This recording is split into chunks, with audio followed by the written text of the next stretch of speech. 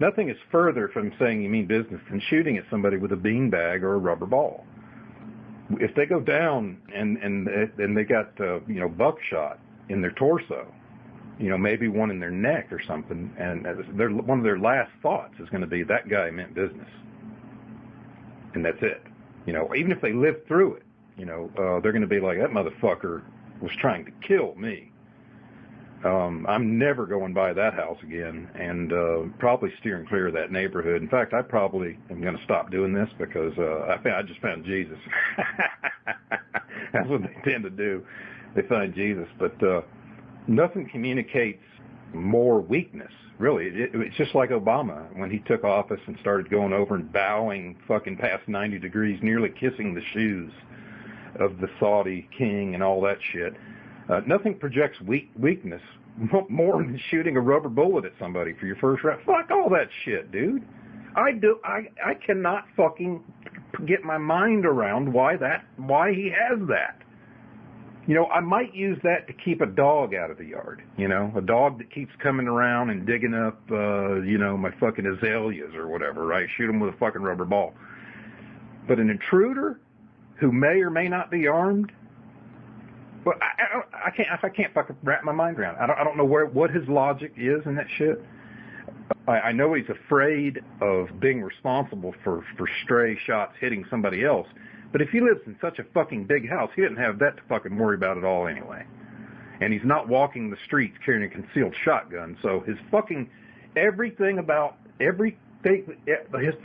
conception to execution, his whole fucking idea is flawed right from the beginning. And when you start with a flawed beginning, you're never gonna get a good result unless it's just by chance. I want some participation on it. I want to know what you people think. I want to know what you've thought about. Think about this. Think about, let's say you're in a scenario, you're in a store. You go back to get yourself a soft drink. You're walking back up the aisle. You're headed towards, let's say you're 20 or 30 feet from the register. Somebody walks in the door, points a gun at the cashier, and you have a gun on you. You're a concealed weapons permit holder. Okay, so at that moment, put yourself in that scenario, and at that moment, you reach for your holster, you grab the handle of the gun, the hand grip of your gun. What would that gun be? What kind of gun is that? What caliber of gun is that? When you draw the gun, and you point it and you glance down for just a second. The gun that you have in your hand is the gun that you're getting ready to use to defend someone's life, including your own. What caliber do you want it to be? What ammunition are you firing? If you haven't worked all these things out, when you point that gun at someone in defense of your own life, have you practiced with it? Will it do the job? Do you have the right ammo to blow right through that person if you need to? Do you have confidence in it? Are you pointing that gun with the confidence that is required to place an accurate shot in the most optimum place to end this threat?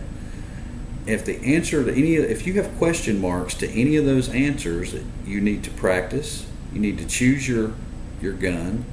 You need to get some ammo that you have confidence in, something that you can, without a doubt, aim and fire that thing accurately, because in that moment you're not going to be thinking, look at the front sight, squeeze the trigger.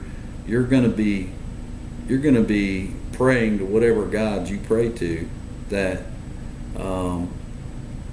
you're able to somehow even point that thing and pull the trigger and get the first shot off. You're not going to be thinking mechanics. You're not going to be thinking. You're going to get tunnel vision. Your world is going to get really small. Everything is going to slow down, and it's going to seem like a long time before you touch that trigger. And anybody that's ever had an accidental discharge will tell you that everything gets small. You do get tunnel vision. You probably won't even hear the blast. Your adrenaline is pumping. All of those things that happen to a human being, and you can't stop it unless you're a highly trained individual, like my brother and myself. We were commandos. It was before we worked for NASA, but after we built rockets and flew jet aircraft. But the manual dexterity that it takes to accomplish that task is an acquired skill. It's not something that you can just count on. Oh, okay, I bought this gun. I'm going to load it up. I'm going to set it on the nightstand, or I'm going to put it in the glove box, and it'll be there when I need it. That's the wrong time to decide that you're going to defend your life with it. You need to know what you would do and when you're going to pull the trigger. You need to commit in your mind prior to the event that you would in fact handle this threat and when you would do it. You need to assure with some level of assurance to yourself that you could do what needed to be done if you had to. Deciding any of that, if there's question marks to any of that, you need to go practice and train and work all of those details out. How will you reload the gun? What if there's a stoppage? What would you do?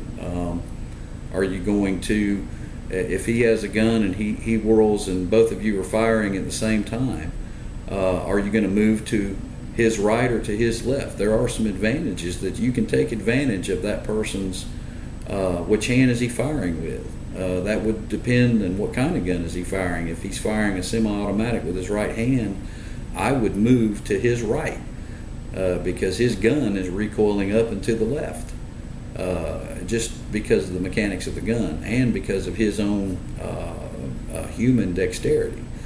So if you move to his right, you have an advantage.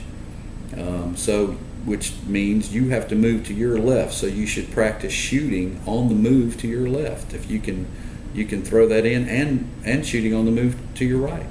There's a lot of subtleties involved, things you need to think about, and what's your life worth? Is your life worth spending a half hour a week thinking about these things, checking them off your checklist? What's your checkpoint? What is your checkpoint for that? Are you gonna just kind of wait and see if the problem solves itself, or are you gonna commit and go in and get to a certain point in the threat and handle the situations? There's a lot to think about. Strapping on that gun, buying that gun, and going out and shooting the gun on a YouTube video that lasts 18 seconds doesn't make you a badass at all. Shooting a watermelon doesn't make you a badass.